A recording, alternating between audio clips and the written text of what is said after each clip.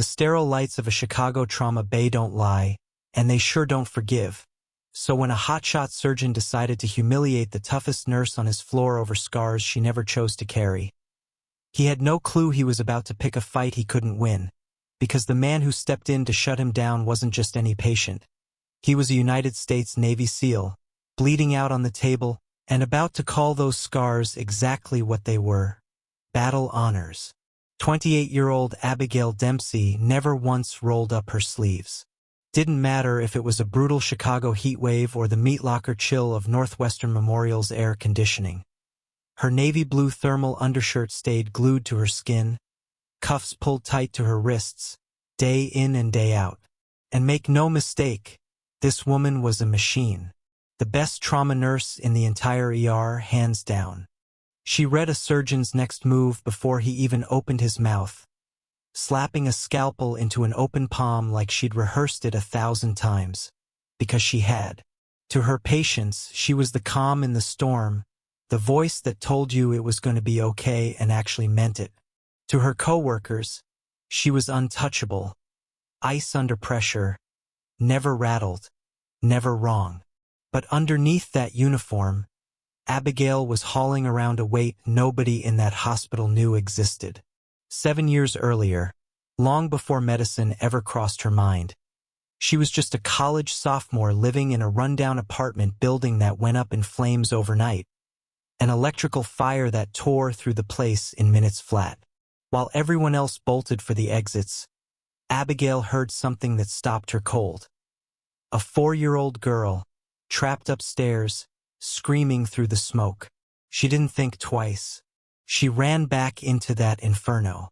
She got the girl out, shielded her with her own body when a flaming support beam came crashing down and pinned her arms and back under the wreckage. The little girl walked away without a single mark on her. Abigail wasn't so lucky. 3rd-degree burns across 40% of her upper body. 8 brutal months in a burn unit.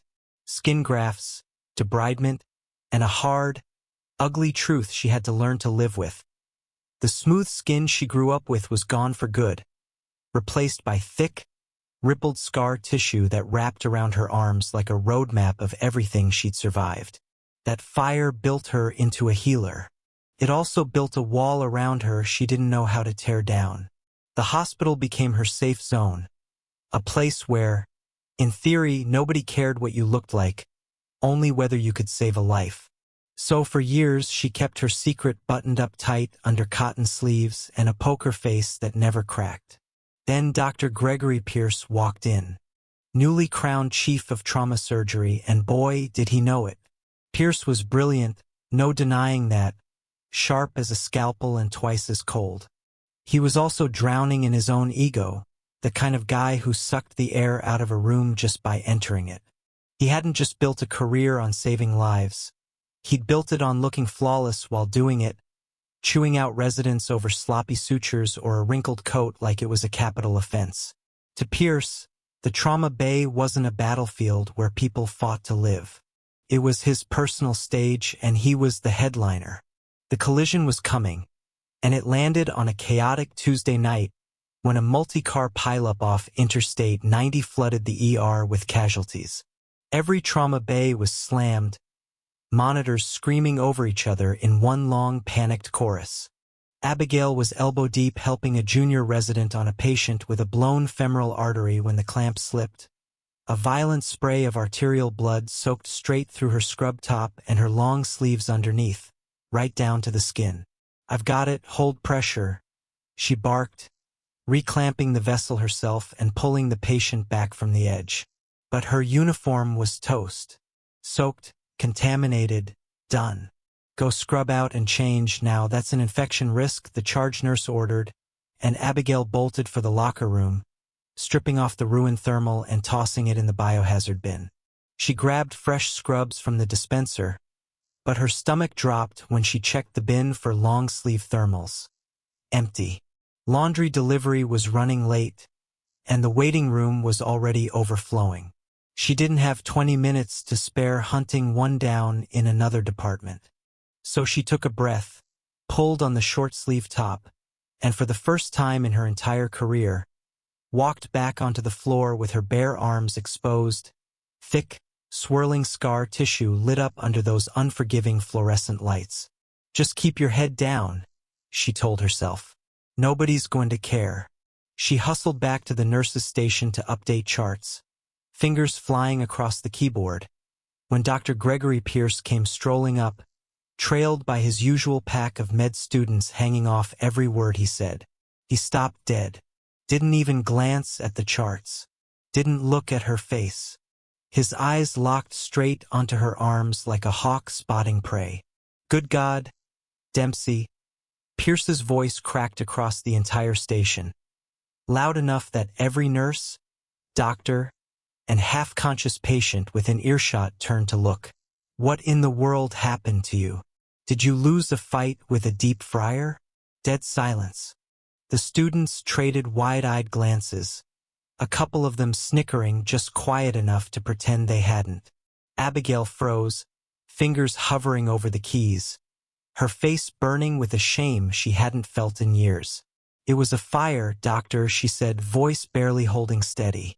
Pierce just scoffed, waving her off like she was an inconvenience. "This is a world-class hospital, not some Halloween attraction. We have an image to maintain here. You look like a melted candle, Dempsey. It's flat-out distracting. Go find a sweater, a trash bag, something, before you give a cardiac patient a heart attack." And with that, he walked off, students trailing behind him snickering, leaving Abigail standing there while 100 eyes burned holes into her back. Wyatt Sullivan's grip was iron, but somehow gentle too, strong enough to stop her cold, but nowhere near enough to hurt. He wasn't letting her hide. Not this time. He ignored Pierce entirely, his sharp eyes locked onto the raised, twisting scars running down her arm, and there was nothing in his expression but respect, the kind of respect only someone who understood the true price of survival could carry. The trauma bay hung frozen in dead silence, nothing but the frantic beep of the cardiac monitor and rain hammering the frosted window near the ceiling. Dr. Pierce stood there stunned, instrument dangling uselessly from his hand, mouth half open. No patient had ever dared interrupt him mid-procedure, let alone physically stop his staff while bleeding out on a gurney. Wyatt's breath came shallow and ragged, the rebar shifting dangerously close to his artery with every inhale, but his grip on Abigail never loosened. His thumb brushed gently against a thick ridge of scar near her elbow. He didn't flinch. He didn't look away. "Where'd you get these?" he asked, voice low and rough, demanding nothing but the truth, completely deaf to the furious surgeon fuming a few feet away. Abigail swallowed hard, throat dry as sandpaper. The heat in that room felt like it might crush her. But for the first time in 7 years, it wasn't shame burning through her. It was shock. An apartment fire. She whispered, voice trembling just enough to crack the armor she'd worn for years. "A long time ago, there was a little girl trapped on the 2nd floor. The stairwell came down while I was getting her out." Wyatt held her gaze for a long, heavy beat, his eyes tracing every ridge and line like he was reading a map of some brutal battlefield. Then he turned, slow and deliberate, to look straight at Pierce, and the sheer intensity in that stare made the surgeon actually step back. "You called this grotesque?"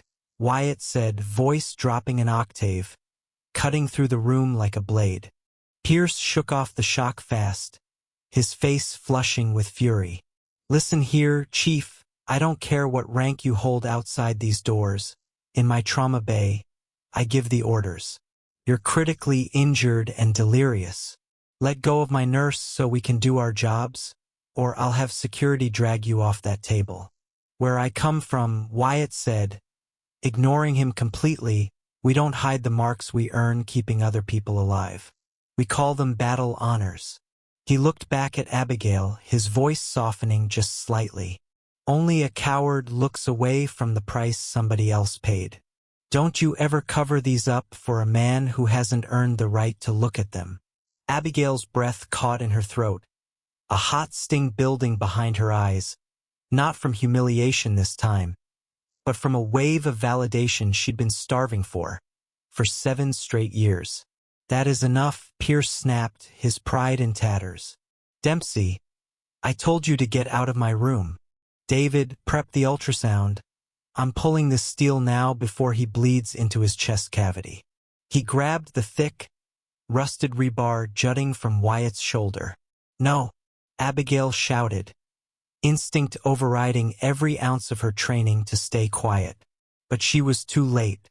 Pierce yanked the metal upward hard, trying to clear the wound for packing, and the sickening sound of tearing flesh was instantly followed by a shrieking alarm from the monitors.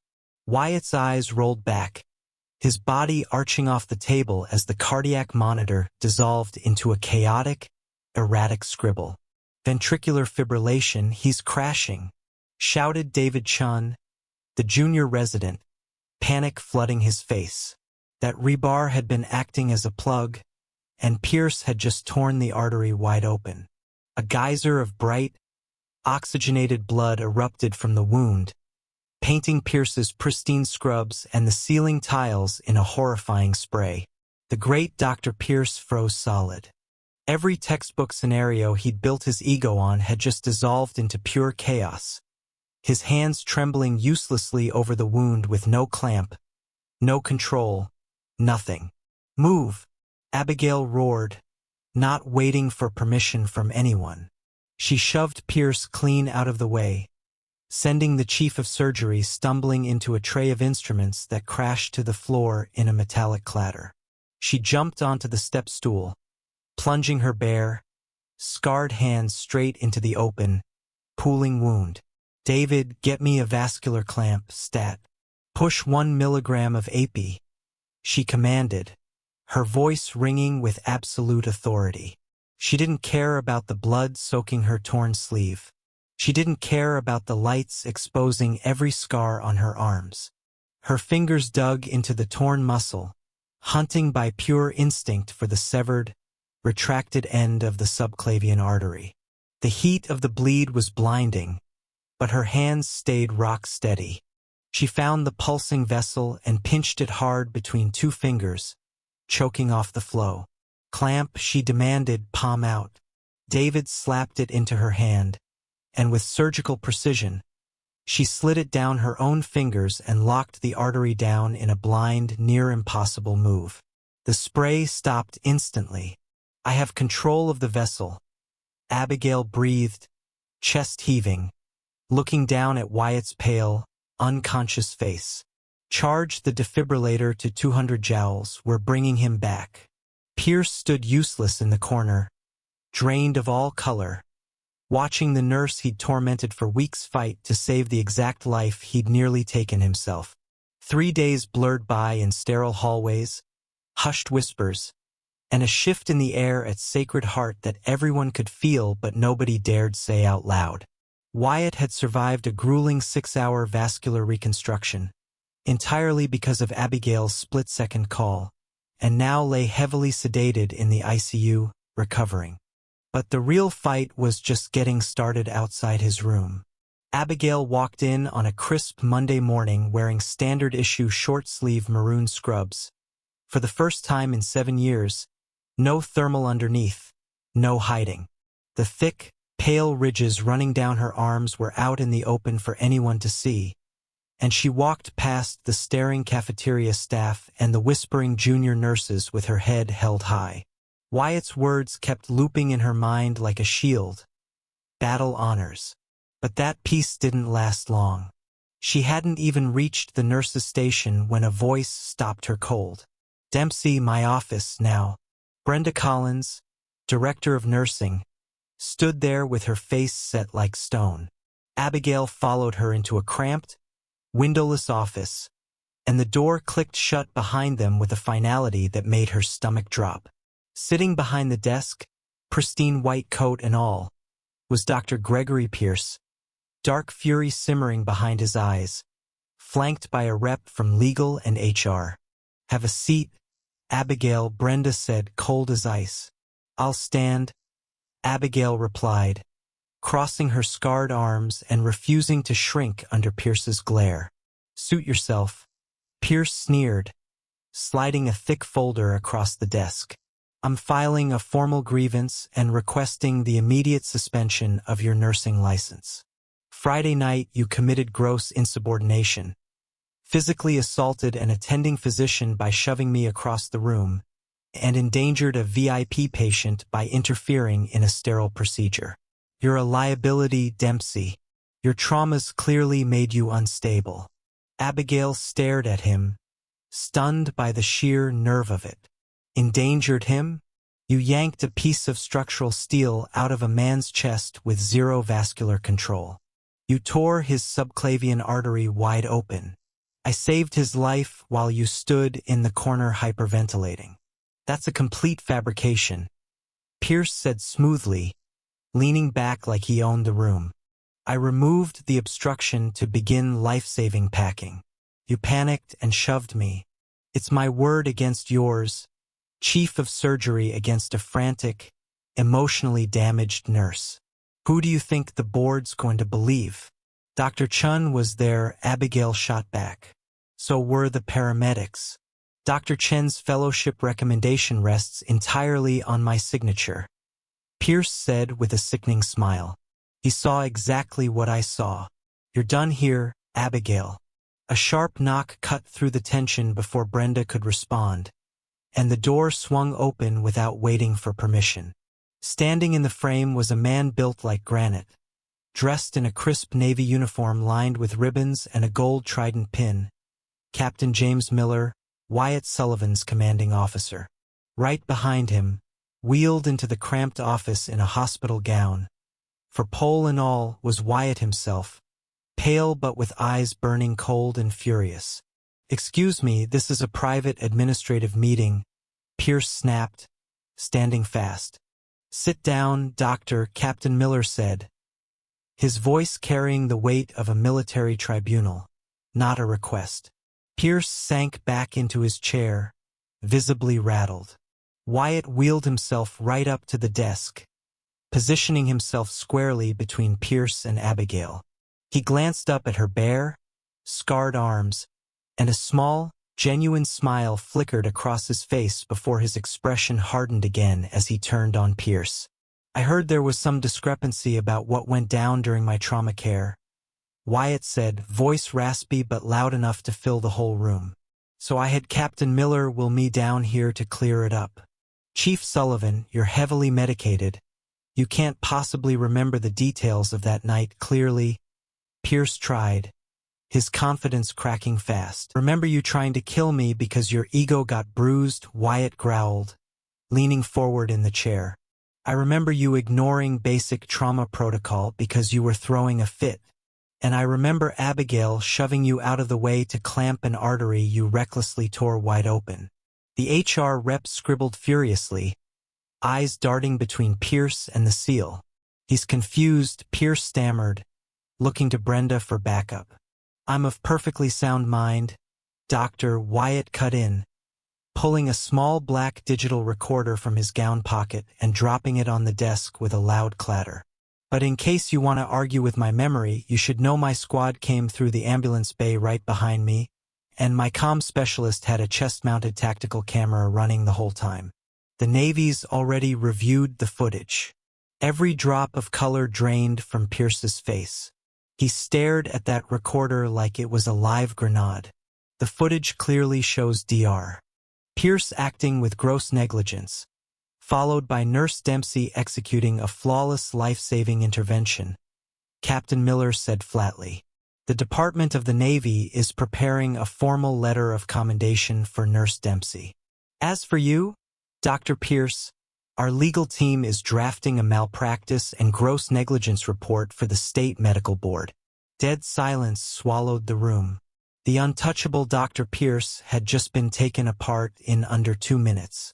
Wyatt turned his wheelchair around, back fully to the ruined surgeon, and looked up at Abigail, holding out his good hand.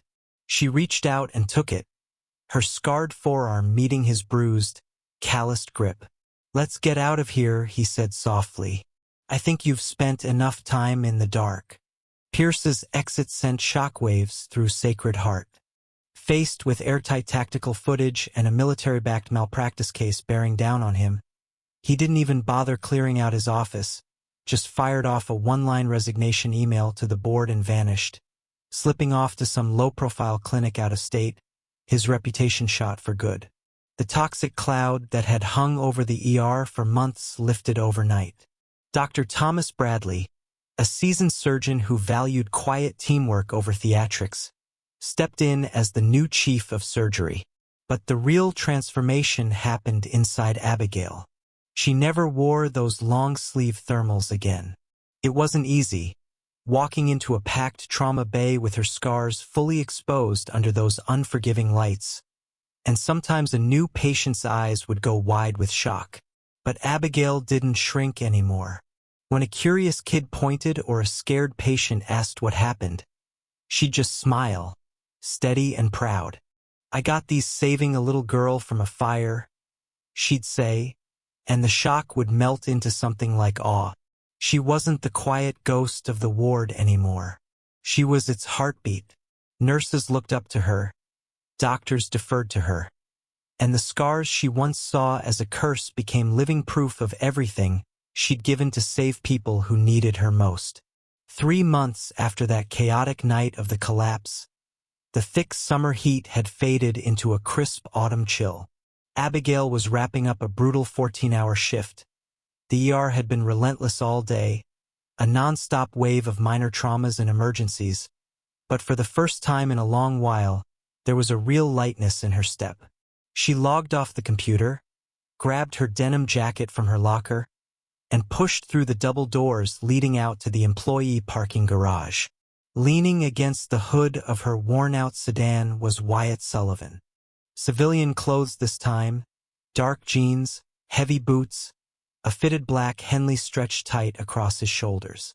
The brutal wounds from that night were hidden under the fabric now, but Abigail knew the marks they'd left behind weren't going anywhere.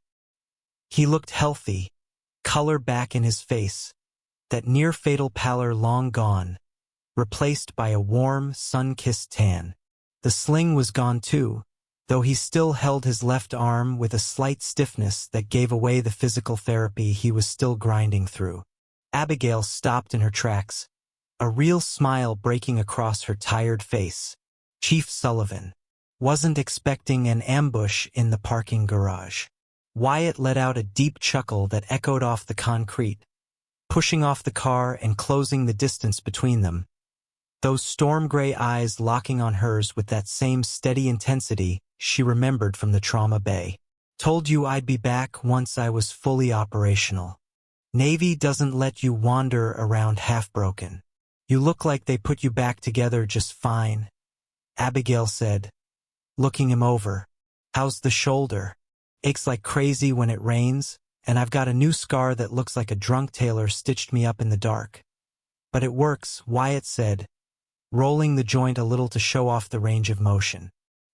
He paused, his eyes dropping briefly to her bare forearms, visible below her rolled-up sleeves, and this time he didn't glance away fast. He just took them in with that same quiet respect before meeting her eyes again. "I came by to properly thank you, Abigail, for not letting that arrogant fool kill me, and for standing your ground in that office when they tried to bury you. You didn't have to drive all this way just for that," she said, feeling a warmth rise in her cheeks she hadn't expected. "It was my job. Honestly, I think I owe you the bigger thank you." Wyatt tilted his head, a little guarded. "For what?" "For giving me my life back," Abigail said quietly, voice thick with something real. She looked down, tracing a faint ridge of scar near her wrist. 7 years I let one horrible night define everything about me. I was convinced the world would only ever see a monster, something broken. You were the first person who looked at me and didn't see a victim. You saw a survivor. You gave me the guts to finally see myself that way too." Wyatt stepped in closer, the gap between them shrinking to nothing, and reached out to wrap his big, calloused hand gently around her scarred forearm. A solid, grounding touch, like two people who finally understood each other completely. I just said what's true, he said, low and steady. Scars don't mean you're broken. They mean whatever tried to break you failed. You ran into a burning building to save a kid. You stood up to a tyrant to save a stranger's life. You're the strongest person I've ever met, combat zone or not. The autumn wind cut through the garage, but Abigail felt nothing but warmth. The fire, the years of hiding, Pierce's cruelty. All of it finally faded into the background, replaced by the quiet strength of the man standing in front of her. Wyatt gave her a small, almost shy smile, the kind that completely changed his whole face. Now, seeing as I owe you my life and you basically saved my military career too, least I can do is buy you a decent dinner. Unless there's some strict hospital rule against fraternizing with your former problem patients. Abigail laughed, bright and clear, the sound carrying easily into the evening air. She looked down at their hands, still together, two very different sets of scars telling one shared story of surviving the worst and coming out stronger. I think I can make an exception. Just this once, she said, stepping forward to walk beside him. Lead the way, Chief. Word by word, night after night, Sacred Heart kept moving forward, and so did the two people who had walked out of that chaos changed for good. Word of what happened in that trauma bay didn't stay contained to one department for long. It traveled through the break rooms, down the elevators, into the parking garage where nurses swapped stories on smoke breaks, until pretty much everyone at Sacred Heart knew some version of it. The nurse with the scars who saved a Navy SEAL's life with her bare hands, and the SEAL who refused to let anyone shame her for it. Some versions got exaggerated in the retelling, sure, the way these things always do, but the core of it stayed true, and that's what mattered. Abigail became something of a legend on the floor, not because she wanted the attention, but because she'd earned it the hard way, one impossible shift at a time. New hires got pointed her direction when they needed to learn how to keep their cool in a room falling apart. Veteran nurses who'd worked alongside her for years found themselves seeing her differently now. Not just as the quiet, competent one who never made waves, but as someone who'd been carrying real weight the whole time and never once let it slow her down. And Wyatt, true to his word, didn't disappear once his rehab wrapped up. He kept showing up, sometimes just to grab coffee with her after a shift, sometimes to sit in the same parking garage and talk about nothing in particular, the kind of easy conversation that only happens between two people who've already seen each other at their most exposed and didn't flinch. There was something steady about him that Abigail hadn't realized she needed until it was right there in front of her. Something that made the sleepless nights and the brutal hours feel a little lighter. He never once asked her to cover up. He never once looked at her arms like they were something to explain away or apologize for. If anything, he'd catch her eye across a crowded restaurant or a quiet parking lot and just nod, like he was reminding her without saying a word. Battle honors, not scars to hide. And slowly, that idea stopped being something she had to remind herself of and started becoming something she just believed. Sacred Heart itself changed too in ways big and small. Dr. Bradley, the new chief of surgery, made a point early on of sitting down with every nurse on the trauma floor, one by one, just to ask how they were doing, really doing, not the rehearsed answer people give when a superior asks. It was a small thing, but after years of Pierce's reign, it felt seismic. The culture of fear that had kept people silent, that had let a man like Pierce operate unchecked for so long simply because he brought in money and prestige, started to crack apart and rebuild into something healthier. Nurses who'd stayed quiet about their own run-ins with Pierce's cruelty started speaking up, not out of vindictiveness, but because for the first time in a long time, it felt safe to. Abigail's testimony, backed by that damning tactical footage, had cracked the door open, and once it was open, it didn't close again. As for Pierce, word trickled back eventually, the way it always does in a field as small and gossip-prone as medicine. He'd landed at some private clinic out of state, a much smaller operation, far from the spotlight he'd once thrived under. The state medical board investigation had left a permanent mark on his record, one that followed him no matter how far he ran, and the grant money and VIP patients that once shielded him from consequences were nowhere to be found in his new, diminished world. Abigail didn't feel triumphant when she heard the news. Mostly, she just felt free. Free from checking over her shoulder every time she walked onto the floor. Free from the reflex to yank her sleeves down the second someone glanced her way. Free, finally, to just be exactly who she was without flinching. Wyatt's own recovery kept progressing, the physical therapy grinding but steady, until one day the ache in his shoulder became just a dull, familiar reminder rather than a limitation. He went back to active duty eventually, because that's who he was, a man who ran toward danger instead of away from it, the same instinct that had pulled him into a collapsing building without waiting for permission, the same instinct that made him grab Abigail's wrist in that trauma bay and refuse to let her disappear. But even with deployments and training exercises pulling him away for stretches at a time, he always came back, always found his way to that parking garage or that same quiet diner they'd started going to. Always looked at her the exact same way he had that very first night, like her scars were something worth admiring rather than something to explain away. Abigail kept working the trauma floor, kept saving lives with those same steady hands that had once trembled at the thought of anyone seeing them bare. She mentored young nurses coming up through the ranks, made a point of telling them early on that the scars they'd inevitably pick up in this line of work, physical or otherwise, weren't something to bury under layers of fabric and silence. She'd learned that lesson the hardest way possible, and she wasn't about to let the next generation learn it the same way if she could help it. Some nights, working a slow shift, she'd catch her own reflection in a dark window and take a second just to look, really look, at the arms she used to hide, and instead of shame, all she felt now was something close to pride. She'd earned every ridge, every mark, every inch of that scarred skin, and nobody, not a chief of surgery, not anyone, was ever going to make her feel small about it again. Did Abigail and Wyatt's incredible journey of resilience, bravery, and healing inspire you? True strength isn't about hiding our wounds. It's about wearing our battle honors with pride. If this dramatic, true-to-life medical story hit home for you, go ahead and smash that like button right now. Share this video with somebody in your life who needs a reminder of just how strong they really are. And hit subscribe for more powerful, emotional stories just like this one. Drop a comment below and let us know what you thought. We read every single one. See you in the next video.